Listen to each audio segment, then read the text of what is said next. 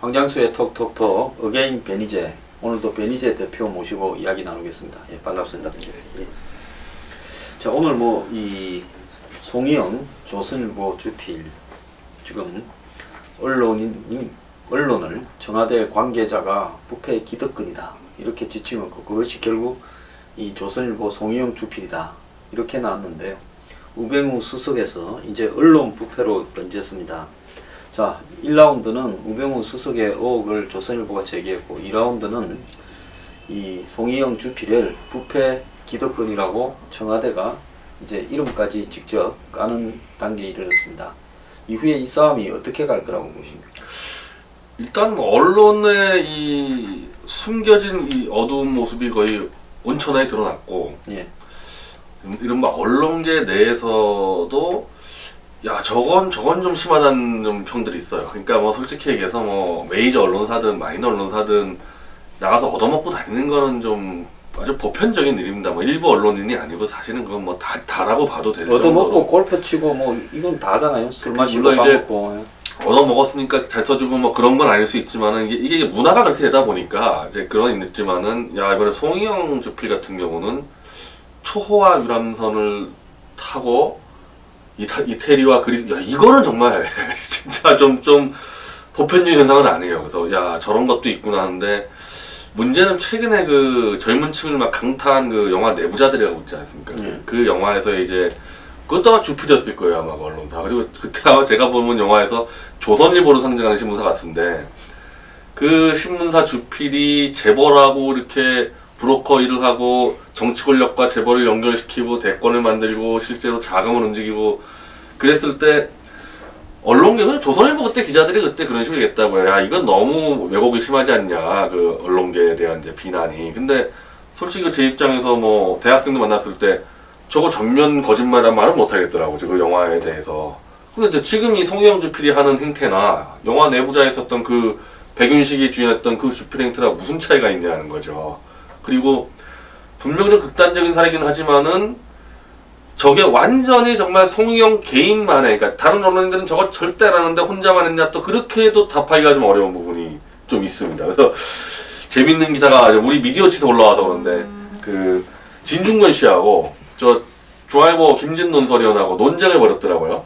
어디 JTBC에서 했나? JTBC에서 논쟁을 벌였는데, 그 기사는 이제 우리 미디어치 기사에서 그러는데, 진중권 씨가 이건 조선일보 송희영만의 문제가 아니라 구조적인 문제고 다 그럴 거다 그런 식으로 얘기했나 보더라고. 근데 이제 김진 논설위원이 이제 언론계에 있으니까 어떻게 그렇게 언론계를 매도하는 발언하냐고 막 둘이 싸움 붙었는데, 제가 우리 회사 기사지만은 저는 솔직히 그 싸움에 대해서는 진중권 쪽이 좀 그래도 맞죠. 그 구조적으로 문제가 있죠, 분명히. 네. 그걸 송희영 한 명의 일탈이라고만 보기엔 좀 어려운 부분이 있습니다. 그건 좀 뿌리 깊은 여러 가지 요인들이 있는데, 언론의 그 습성일 수도 있고, 그래서 참 제가 바로 참 착잡한 부분이 있고, 정권이 이걸 기획적으로 했다기보다는 우발적으로 터뜨린 것 같은데, 너무 큰 걸 건드렸고, 이왕 건드린 거 이렇게 했으면 정권은 목숨 걸고 저걸 다 사실 파헤쳐야 되는 겁니다. 그런데 제가 이제 하나 좀 의문을 제기하는 부분은, 저는 송희영은 당연히 사표를 내야 되고 또 법적 수사를 받고 문제가 있는 부분에 대해서는 처벌이 돼야 된다고 생각합니다. 조선일보도 깔끔하게 저 부분을 정리하지 못하고 한 부분은 잘못이라고 봐요. 근데 이제 문제는 뭔가 하면, 부패 기득권이라고 청와대 홍보수석으로 지칭되는 자가 조선일보나 송희영 한 명을 가지고 부패 기득권이라 하지는 않았을 거 아니에요? 언론의 보편적인 그 행태가 부패 기득권이라고 이야기를 하지 않았겠어요? 그런데 송희영 문제 하나만 제거되고 나면 부패 기득권이 사라진 거냐, 이 부분으로 봤을 때 과연 청와대가 이번에 이 부패 기득권 문제를 제기하고 조선일보와 송희영을 겨냥한 부분이 언론의 부패를 청산하기 위한 부분이냐, 안 그러면 지금 우병우하고 싸우는 부분에서 이 길을 갖다가 제일 앞에 서 있는 조선일보 길을 끊기 위한 거냐, 이런 부분으로 봤을 때 그러면 부패가 이 언론에 보편적으로 많은데 그 중에 조선일보의 송희영 하나만 지금 가장 자신들의 공격에 앞장서고 있으니까, 물론 다른 언론도 같이 동조하는 데가 있지만은 그 하나만 제거하고 나면 언론 부패는 사라지는 거냐, 그럼 청와대는 도대체 뭘 겨냥하는 거냐에 대해서 저는 묻고 싶어요. 아니 우발적으로 저는 이 싸움이 벌어졌다고 보니까 청와대가 만약에 언론 전체 부패를 개혁하려고 했으면 저건 그랜드 플랜을 갖고 있어야 되거든요. 이렇게 하면 안 되고. 근데 하다가 우병우하고 치고받고 대우해양조선 이거 치다 보니까 걸려들고 이러다가 터졌으니까 저는 솔직히 청와대가 이 싸움 더 지속할 생각 없겠죠. 이걸 더 어떻게 치고 들어가겠습니까? 그리고 이게 정권의 힘만 가지고 이 부패, 이 언론 구조를 다 할 수 있는 것도 아니에요. 이게 워낙 뿌리 깊은 문제니까요. 네. 아니 예를 들면 이거 한번 말씀드릴게요. 조선일보 그 최동욱 그 검찰총장 혼외 자식을 조선일보가 터뜨렸죠. 그때는 청와대하고 조선일보가 둘이 그때 꿍짝이 잘 맞아서 사실상 돌아갔잖아요. 손발 맞아서 갔고요. 네. 그때 그걸 터뜨렸던 주역이 조선일보 강효상 편집국장이었습니다. 네. 지금 그분 어디 있습니까? 새누리당에 있습니다. 국회의원 비례대표 받고 갔어요. 물론 거긴 청와대가 아니라 뭐 김무성과 이랬다고 하지만 무슨 말이냐 하면은 그렇게 정권에게 도움이 주는 보도를 터뜨리고 그에 대해서 어쨌든 결과적으로 청와대가 아니라 그러지만은 결과적으로 국회의원 배지를 그 편집국장한테 주지 않습니까? 이 정원 육착이라는 게 지금 이게 송이형 하나가 아니라는 게 벌써 다 오지 않습니까? 그러면 정권하고 방향이 맞을 때는 그 부패 기득권이 아니고 정원 유착이 아니고 정권하고 방향이 안 맞을 때만 부패 기득권이 그렇게 되고 된다는 거죠. 지금 그렇게 된다는 거죠. 예, 지금. 그러면 이게 도대체 정의냐 아니냐의 문제가 아니라 저들끼리 지금 이 뭡니까 이 기득권끼리 그러니까 청와대라는 기득권과 거기에서 가장 핵심인 우병우 그리고 또 이 언론에 있어서 가장 큰 기득권이 조선일보라면 기득권끼리 그 서로 보수 쪽에 주도권을 잡고 싸웠는지 내년에 대선에 주도권을 잡고 싸웠는지는 모르지만은 자기들끼리 싸우다가 이해관계가 안 맞으니까 부패 기득권 언론을 들고 나왔는데 이렇게 해가지고 언론이 정화되거나 개혁될 수 있느냐는 문제죠. 우리는 그냥 일회성으로 이제는 하나 제거하고 이제 끝나버리는 거 아니겠습니까? 그러니까 이게 사실은요, 이건 좌파 정권이 들었을 때도 마찬가지입니다. 언론하고 정권이 싸울 때요, 끝까지 안 갑니다, 이게. 네.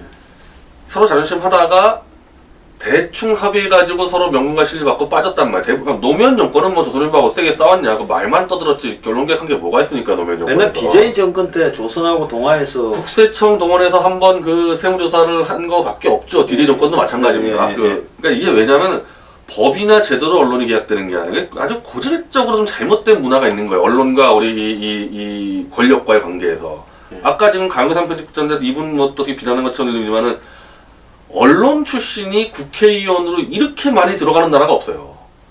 우리는 지금 막 편집국장이나 뭐 부장급들은 막 국회의원 다 들어가지 않습니까? 지금 한두 명이 국회의원만 아니잖아요. 들어갑니까? 뭐 언론 출신들이 뭐 청와대에도 예?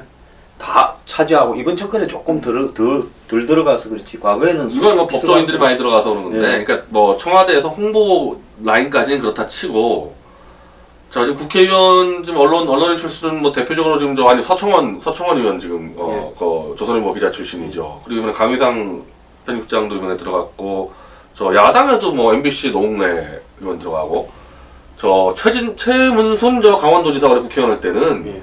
MBC 사장 끝나자마자 바로 야당 입당해서 들어갔습니다. 그럼 이게 정상적인 언론과 정치권의 관계냐? 가까이 있는 일본이나 미국 이런데 그렇지 않다는 겁니다. 특히 미국 같은 경우는 언론이 정치권 들어가는 일이 거의 없어요. 그러니까 독립이 돼 있지 않습니까? 독립이. 그렇게 독립되어 있는 언론과 완전히 정치권과 유착이 돼 있어가지고 넘나드는 그런 언론 관계에서 이게 정권과 정치권, 언론이 싸우면서 해결되냔 말이죠. 이 문제가. 서로 안 맞을 땐 싸우다가 또 자리 주고 좋은 게 써주고 거래를 계속 할 텐데 앞으로도. 그 거래 안 하고는 뭐 정권 운영이 안 되는데 사실 노무현 대통령이 그거 깬다고 난리를 쳤어요. 사실 처음에는 조중동 깬다고. 그럼 그때 그러면 어떤 사태가 벌어졌냐? 조중동을 깬다고 난리를 치니까 이른바 한결의 경향 이런 데가 유착이 됐죠. 그리고 심지어 포탈하고까지 유착이 돼가지고 또 다른 신유착을 벌여버렸던 겁니다.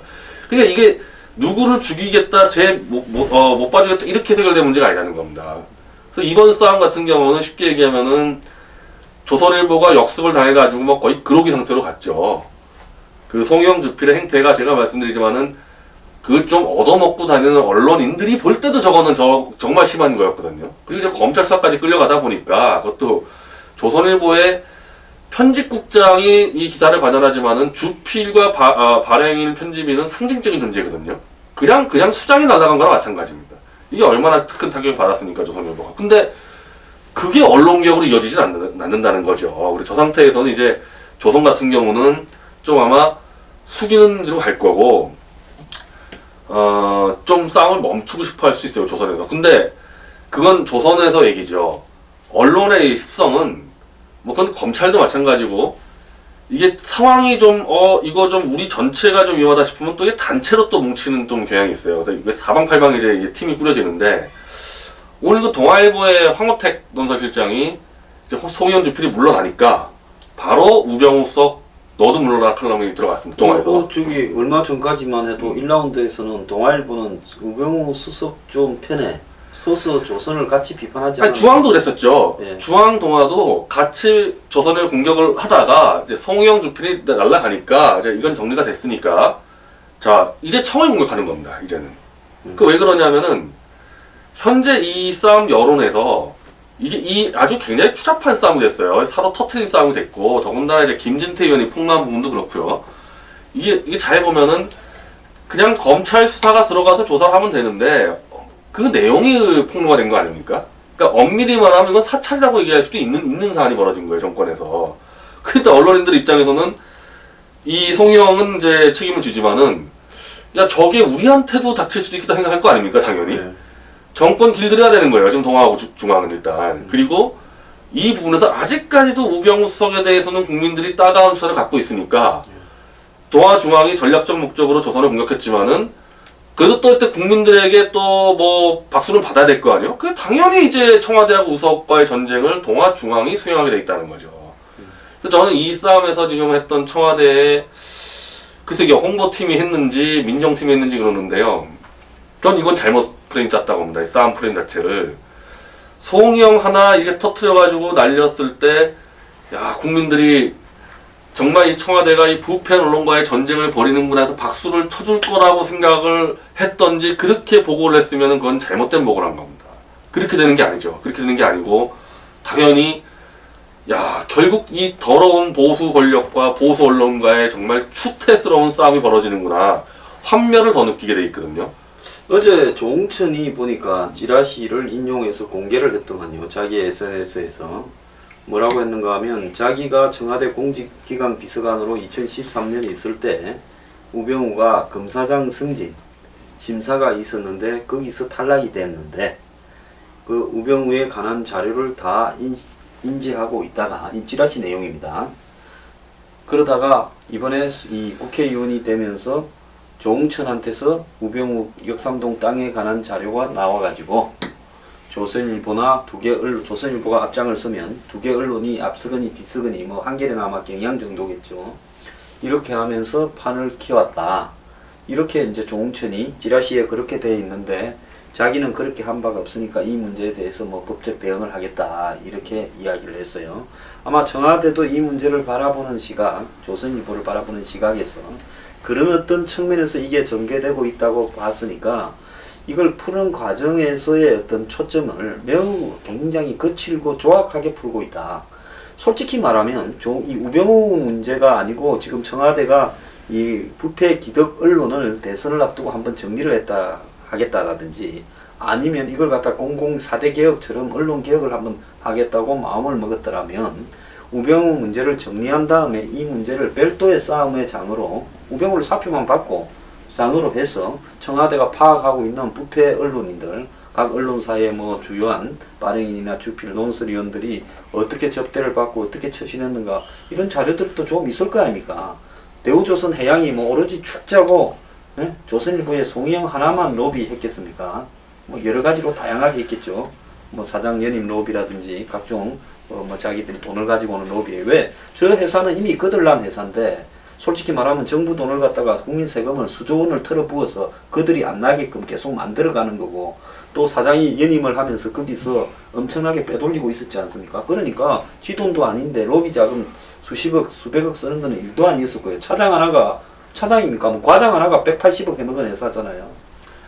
근데 그게 만약에 그러니까 청와대가 그런 식으로 언론을 사정을 해서 개혁을 한다는 건 거의 불가능할 겁니다. 이게 왜냐하면 하여튼 아까 말씀드린 대로 대한민국 언론은 정치 권력과 완전히 거의 붙어있다. 이건 다른 나라하고 달리. 그렇기 때문에 정말 수시로 서로 정보를 주고받아요.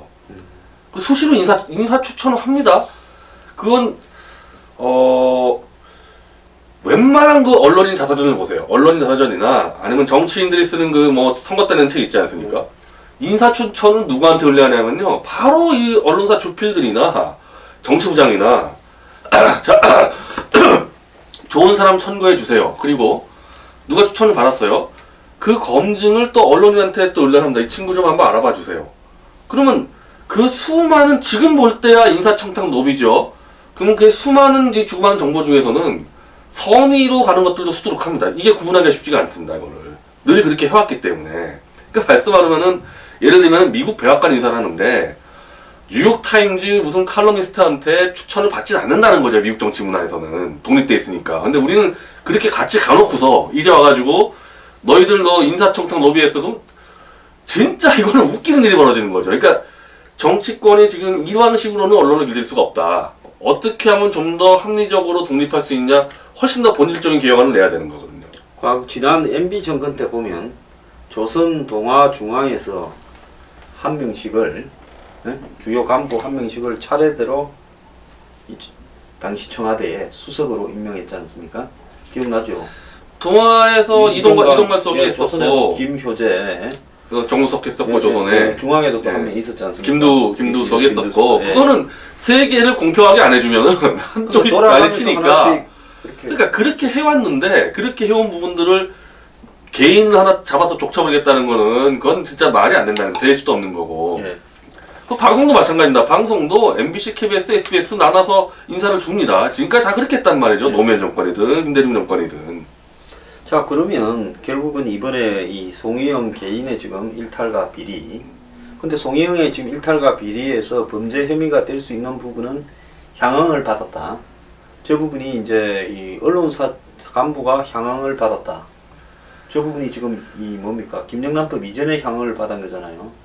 기본헌법 이전이니까 이게 이렇게 되면요. 이제 대가성이 있냐 없냐 이제 되는 거죠. 대가성이라는 거는 네. 결국은 이제 이 사설에다가 예를 들어서 대우조선을 갖다가 유리하게 하는 글을 썼느냐 하는 문제.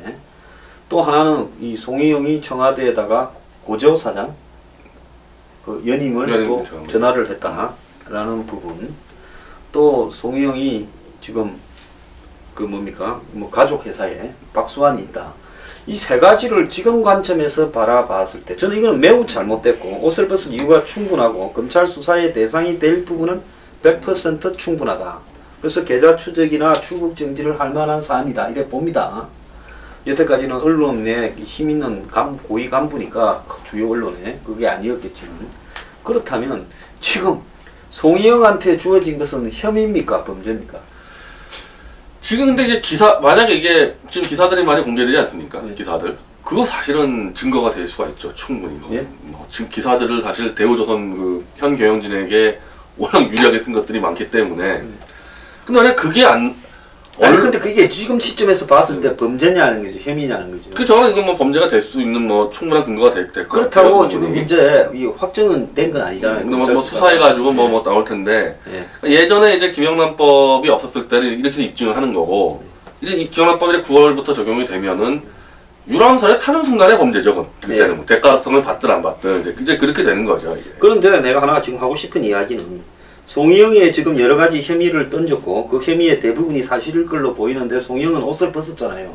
마찬가지로 우병우한테 지금 제기된 뭐 화성의 땅이라든지 그 다음에 강남역 땅이라든지 이것들은 그러면 혐의는 아니냐는 거죠.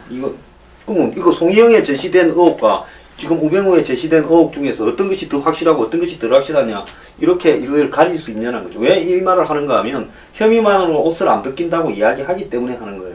근데 민정수석은요 혐의만으로 옷 벗길 수 있어야 됩니다. 그러니까 다른 쪽은 상관이 없어요. 다른 쪽은 뭐 교육수석이든 문화수석이 괜찮은데 왜 민정수석은 혐의만으로 옷을 벗길 수 있어야 되냐면은 그 혐의를 은폐할 수 있는 권력을 갖고 있거든요. 누가 조사합니까? 의혹을 민정수석실이 조사하지 않습니까? 얼마든지 권력을 남용해서 자기 혐의를 은폐할 수 있기 때문에 민정수석이나 검찰총장이나 법무부 장관이나 이런 사람들은 혐의만으로도 옷을 벗길 수 있어야 되는 겁니다.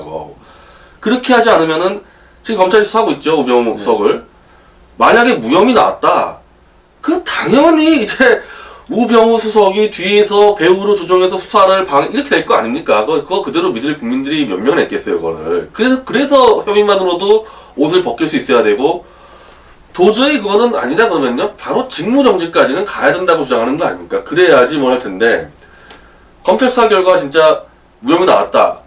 이거 특검 가죠. 그러면 야당에서 가만히 있겠냐 이거죠. 또 특검 가죠. 그래서 제가 생각을 할 때 지금 송희영이 저지른 잘못은 사실상 우리 사회의 내부자들처럼 국민들을 갖다 굉장히 분노케 하는 한마디로 언론의 유착형 대표적인 부패인데, 그리고 또 청와대에 겁도 없이 전화를 걸어가 이런 사정을 갖다가 당할지 뭐 몰랐겠죠. 알았으면 했겠습니까만은 청와대와 대기업 사이에 서서 이 언론인이 심지어 뭐 주기적으로 만나는 박수환과의 모임도 있고, 무슨 대우조선해양이 이 고급 레스토랑까지 운영했다네요. 뭐 골프장도 있었고 뭐 다 있었고. 이 완전히 망하는 회사가 골프장에 레스토랑에 제트기에 무슨 호와이 호텔에 저런 회사한테 국민의 세금이, 제가 옛날에 대우조선 문 닫아야 된다고 주장했던 사람 중에 하나인데, 이 정말 웃기는 회사예요. 그런데 자우간 이런 송희영이 지금 이걸 갖다가 이번에 국민들 앞에서 확실하게 언론이 개혁될 수 있는 계기로 만드는 부분을 좋은 기회라고 보는데, 그런 부분들을 갖다가 우병우 문제를 가지고 이렇게 섞어버리니까, 이게 누가 이걸 갖다가 한마디로 언론 개혁의 의지 때문에 순수한 마음으로 이렇게 했다고 보겠습니까?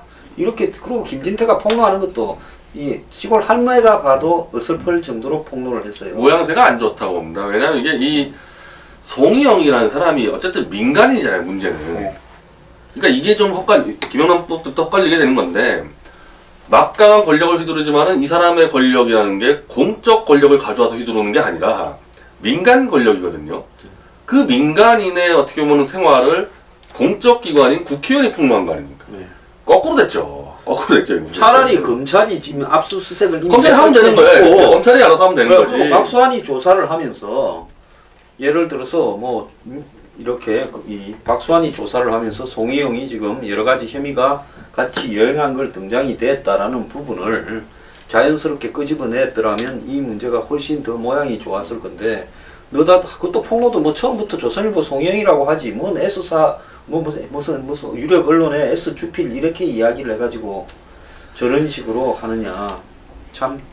그리고 이제 조선일보 입장에서는 이제 뭐 보도되는 청와대 발일 얘기하는 겁니다. 이게 두 가지로 분석을 하는데, 우병우석하고 싸움을 시작한 게, 하나는 이제 송희영이 자기 개인 비리를 덮기 위해서 했다는 그거고, 두 번째는 방상주 조선일보 이제 사주 얘기가 나오지 않습니까? 그래서 동국제강 뭔가 회장을 구속을 면하게 해달라 이렇게 얘기를 했는데, 그걸 거절했다. 그러니까 그 조선일보라는 데 그래도 한 몇십 년 동안 한국 언론에 메이저로 있던 사람이 그 회사인데, 송희영 한 명 때문에 전쟁 벌어지진 않았을 거란 말이에요. 여러 가지 복잡한 이유들이 있을 거고, 그러겠죠. 거기에 참전하는 법조팀 기자, 정치부에 다 논리가 있었을 거란 말이죠. 그 송희영 하나 팍 터트려 날렸다고 한들, 이게 다시 조선일보 입장에서 잠시는 엎드릴 텐데 더 칼을 갈죠. 이제 이렇게 되면은 지금은 엎드릴 거예요. 옛날에 서로 같이 좀 이렇게 협조를 했을 때 서로 똑같이 아는 사항은 이래 되면 어찌 됩니까? 그 이제 배신감도 느낄 거고, 그렇게 아니 이렇게 되면 서로 같이 아는 사항 터뜨리면 서로 다치니까 그거는 안 터뜨립니까? 아니 그러니까 그렇게 될 수도 있다. 이게 이 싸움이라는 게 감정으로 막 가기 시작하면요. 예. 원래는 이 정권이나 언론사는 막가는 싸움을 안 한단 말이죠. 서로 비즈니스 관계니까. 근데 이게 이렇게 잘못 걸리면 이제 그냥 에라 모르겠다 이제 막가는 수도 있는 거고, 요걸 또 활용해가지고 좌파 언론이나 동아나 중앙이 또 활용해서 계속 싸움을 끌고 갈 수도 있는 거고, 그리고 이 제3의 이제 제3위자 또 이걸 정확히 봐도 또 국민들을 또 관전자들 있지 않습니까?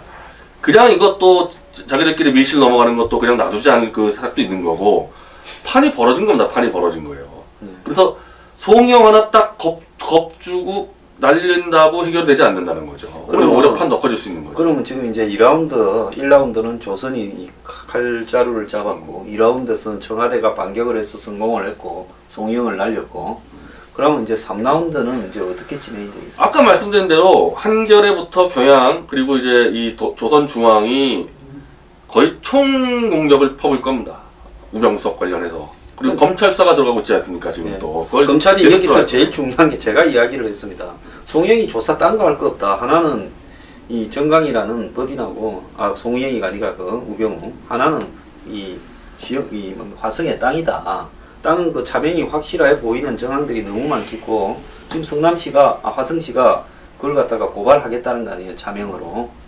그렇게 돼버리면 이 사안에 대해서는 검찰이 지금 수사를 안 하려다가 어제 저녁부터 지금 착수하는 걸로 나오고 있어요. 자, 이걸 조사를 해서 차명이 아니다라고 하게 됐을 때 대한민국 검찰이 지금 어디로 갈 거냐 굉장히 걱정되는데, 화성시장이 갑자기 느닷없이 카메라 앞에 100달러짜리 10장을 깠더라고. 난 저 사람은 왜 저렇게 오버하나. 누가 몰래 줬으면 그냥 그거 공직 이 국무총리실에 뭐 공직기강실 같은 데 가서 조용히 신고하면 될 건데 했는데, 보니까 가만히 보니까 그 화성 땅하고 이렇게가 화성시장이 잘못하면 겁을 잔뜩 먹고 있어서 그렇게 오버한 거 아닌가 이런 생각이 들더라고요. 근데 이 3라운드에서 지금 오늘 보니까 정세균 국회의장이 오후 들어가지고 국회 이 발언에서 이 우병우 수석하고 사드 문제 두 가지를 국회의장이 또 이야기했어요. 근데 국회의장은 보통 사회를 보는 입장에서 국회의 원활한 운영을 이야기를 하면 되는데 우병우 문제하고 사드를 거론을 했더라 말입니다. 그런 걸로 봐가지고 지금 국회가 심상찮은데 이 우병우 문제가 이 송영 문제하고 이제 얽혀 있는데, 요즘 희한한 게 지금 야당들이 송영 문제가 있지만은 우병우가 더 본질적인 문제다라고 전부 그렇게 이야기를 하고 있어요. 조선일보하고 야당하고 또 그렇게 가까웠는지. 노무현 정권 때 같은 경우 정말 이 야당이 조선일보, 적벌언론, 동아까지 포함해서 또 중앙일보는 원래 또 좌파와 가까웠어요. 그냥 거의 안티 조선으로 노무현 대통령 자체가 안티 조선 운동에 앞장서면서 떴지 않습니까? 네, 그래서 저도 좀 볼 때 좀 되게 낯선 현상인데, 그래서 오늘 제가 페이스북에다가 하나 올렸으면 거의 막 조선일보 송영 거의 찬양하는 수준의 이 글들을 쓰길래 한겨레든 오마이뉴스든 예전에 조선일보 후계 구도를 막 짚어가지고 그러니까 방상사장 아들인가 그랬겠죠. 그걸 막 또 취재해가지고 좀 괴롭히는 수준의 이 기사를. 왜냐면 어차피 얼마나 본인 스트레스 받겠어요. 본인이 왜냐면 언론계의 후계자들이라는 사람들은 다 기자 생활을 하니까 기자 생활을 해야 되는데 다른 기자가 자기를 취재하고 있으면 기자 생활 하지 못하지 않습니까? 그래서 그렇게까지 괴롭혀가지고 그거를 썼던 오마이뉴스 이런 데가 거의 조선일보 파이팅, 송영 파이팅 이러고 있으니까 참 되게 낯설더라고요. 그래서 제가 그걸 좀 짚었었죠, 한번. 참 세상은 오래 살고 봐야 적이 동지되고 동지가 적이 되고 이렇게 지금 복잡한. 근데 그게 사실 따지면요, 그러니까 이게 안티조선 세력의 파탄이에요. 그러니까 처음부터 안티조선의 취지나 이런 게 오직 권력을 잡기 위한 권력밖에 없었다는 걸 본인들이 자인하고 있는 거거든요. 지금은 어쨌든 언론의 문제가 나오지 않았습니까? 이 언론의 문제 가지고 집중을 해줘야 되는 겁니다. 그거 하는 과정에서 우병우 따로인데 오히려 송희영과 조선일보를 보호하면서 우병우를 치러 간다고 하니 이건 언론이 아니다. 이 자체가 브로커 집단이죠. 이 좌파 언론들도 브로커 집단이다. 그리고 또 지금 말을 안 하는 부분이 한국의 대기업 재벌들하고 언론들하고의 관계가 상상을 초월할 정도로 유착이 돼 있다는 거 아닙니까? 이번에 한번 보십시오. 이 고재호나 남상태 연임 부탁이었고 또 무슨 또 다른 이야기 지금 이야기 나오잖아요.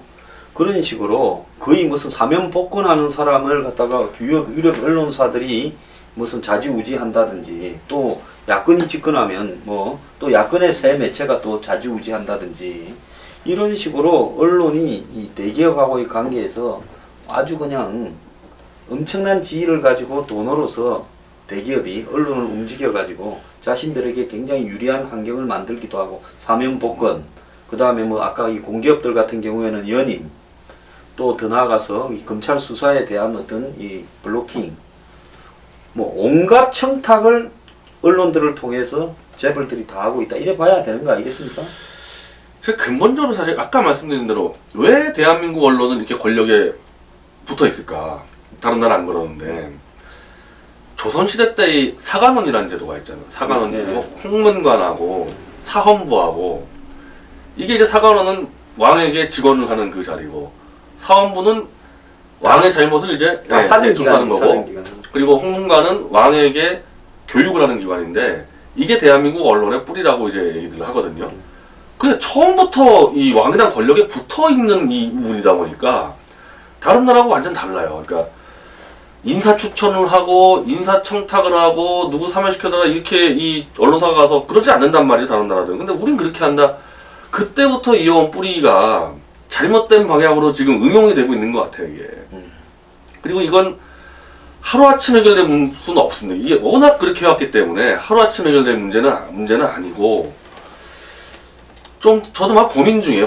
이걸 어떻게 해결해야 되나, 이 문제는. 그런데 언론이라는 게 우리 한간에 이렇게 흘러다니는 각종 이 권력형 비리나 부패나 이런 부분들을 굉장히 저축을 해두고 있지 않습니까? 차근차근 쌓았어요.